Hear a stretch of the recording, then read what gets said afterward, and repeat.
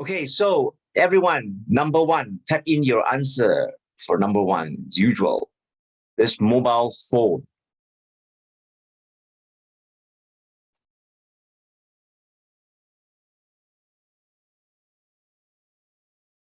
What is your answer for number one? Okay, have we got a lot? Let me see now. We have got 1, 2, 3, 4, 5, 6, 7, 8. Any more? Any more? 5 seconds. 4, 3, 2, 1. And all of you are agreed that it is the option C was given. Right. Very good. This mobile phone was given to her as a birthday present last year, of course, right? So this is what we call a passive. It's a passive form, right? The passive verb form. And this is a past passive, right? Because of the was given. And usually it is a linking verb, right? Was, to be, right? One of the forms of to be. Was is the past form of to be, right? Okay, just a revision reminder. So you have this helping verb, was, and then you have the past participle given. So it's a past passive verb. Any questions about this? No problems, right? I was actually looking out for those people who didn't answer. I don't know whether it was because you didn't know the answer or you were taking the time. So remember, with more practice, you can answer your questions faster. And it's very, very vital that you learn how to do your examination, especially the multiple choice questions, quickly and accurately, right? So that we leave you time for the other more challenging parts where you have to really spend time looking at and reading the context. So let's go on to number two. Number two, are you ready to give the answer? And go. Number two.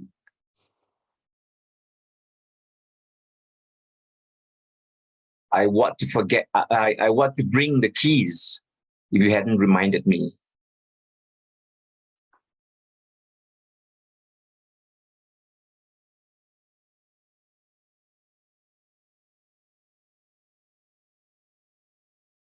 Nine people more now. Record. Very good. 5 and a 4 and a 3, 2, 1, and stop.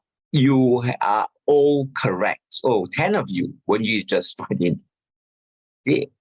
All of you are agreed that it is would have forgotten, right? I would have forgotten if you hadn't reminded. So see, you hadn't. So hadn't is the clue that it's got to be a past. Okay. Anyway, with the if here, okay, if so it would have been a would have. Okay, I would have forgotten if you hadn't reminded me. Okay. Now, this would here is more like a part of the conditional. Right? The conditional, what you call the if. If no. Okay. If you hadn't reminded me, I would have forgotten. Okay. So of course, in this case here, it is also referring to something that has happened in the past. Okay.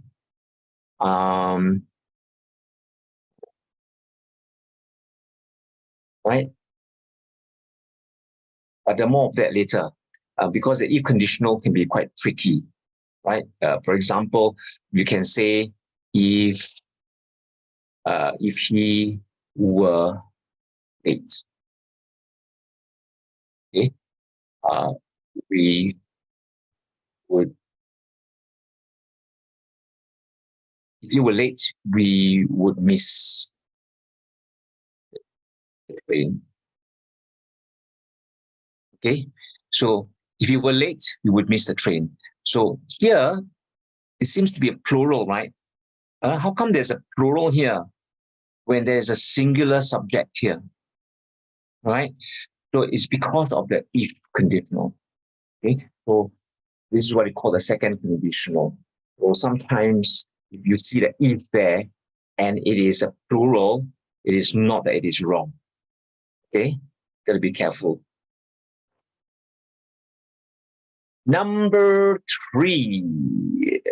What do we have for number 3? The answer for number 3, guys, and go. Look, the dog what after the 4 little cats, the girl exclaimed.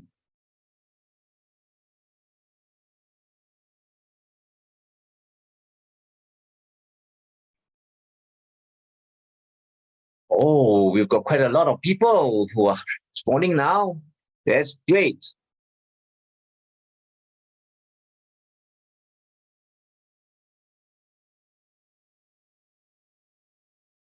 So we have a record 11 people, 5, 4, 3, 2, 1, and all of you are correct. Is running, right? Look, the dog is running after the 4 little cats, the girl exclaimed. Yeah, the dog is running after the 4 little cats. Now, you know that the present simple as well as the present continuous here in this case, or present progressive, can actually refer to different times depending on the context, right? Different time situations. So look, the dog is running. In this case here, is running is functioning as what? Anybody can fill us in? What is the function of is running? What kind of a time context is it here? Look, the dog is running after the 4 little cats. Anyone? Anyone knows? 5, 4, 3, 2, or you can raise your hand. Nobody. Can you Okay. repeat your question? Or what is this? What is this time context here? The dog is running after the poor little cats. So what is the function of this tense? Is running, the present progressive. What's the function? It is talking about what?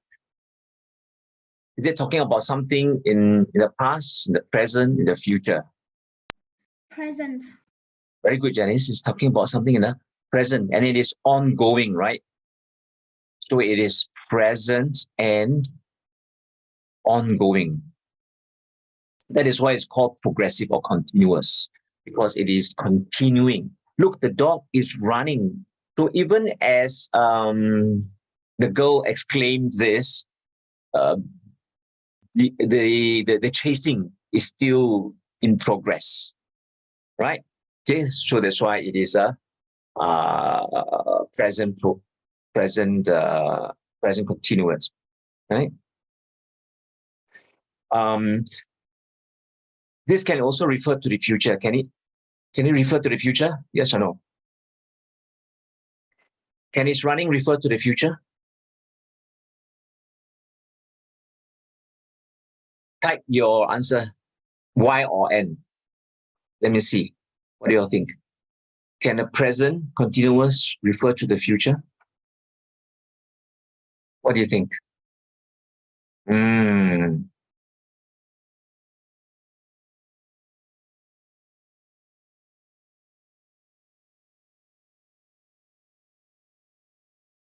Okay, Shanmu says is going to run. In a way, yes, you're right, Shanmu. You're right. But is going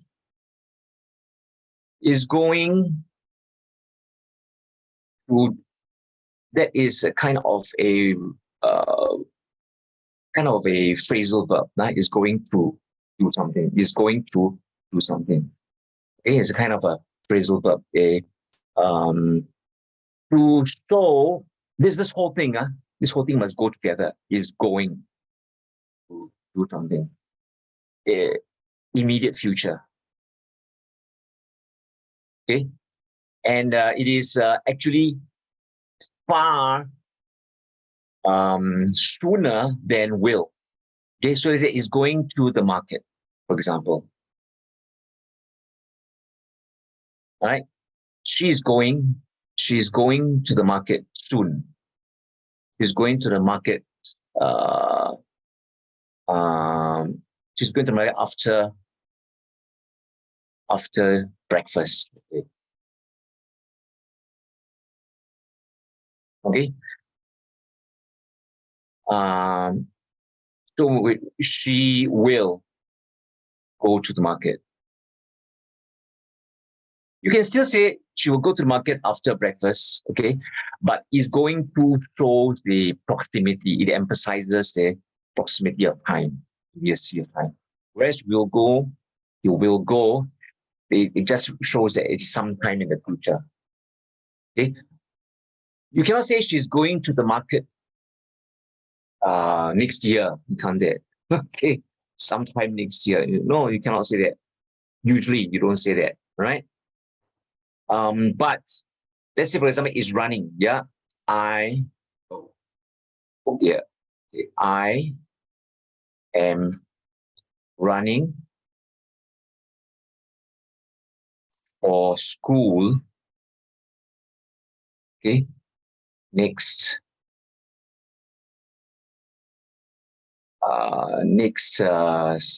semester. Say, okay, I'm running for school next semester. Right, so it is actually something in a future, next semester. It's quite long after that, right? So you can actually refer to the future. I'm taking the exams at the end of the year. I'm sitting for my PSLE at the end in October. Is it October? Right? Or I'm taking my PSA oral exam in June. Okay? So it's in the future. Let's have a look at the next one. Number 4. Are you ready? And the key, ready, go.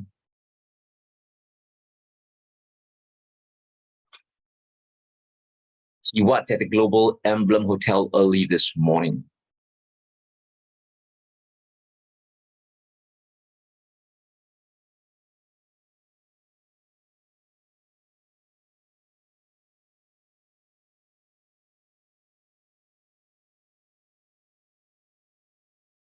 Okay, not bad, not bad. 1, 2, 3, 4, 5, 6, 7, 8, 9, 9, 10, 10 persons. Can we have 11? Be consistent. But most of you are answering, that's good, right? So it's between A and B, right?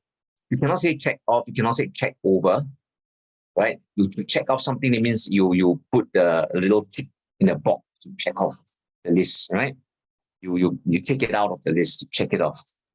Whereas you checked over, it was checked over, I checked over this. That means I went over it.